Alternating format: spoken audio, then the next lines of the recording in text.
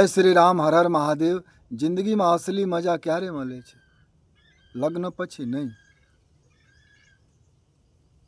લોકો જ્યારે તમારી ગરીબીને કારણે તમારું અપમાન કરે છે, મજાક ઉડાવે છે,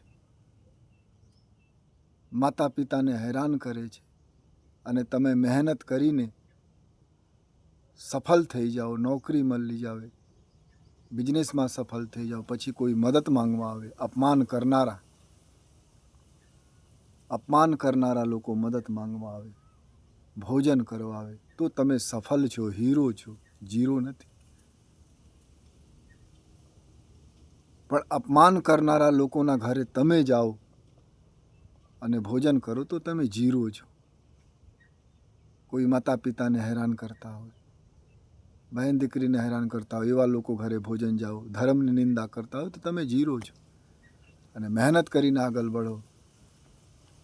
હેરાન કરનારા, અપમાન કરનારા તમારા ઘરે આવે, ફરિયાદ લઈને આવે, મદદ માંગવા આવે, જમવા આવે, સહયોગ માટે આવે, તો તમે હીરો છો. હંમેશા હીરો બનો.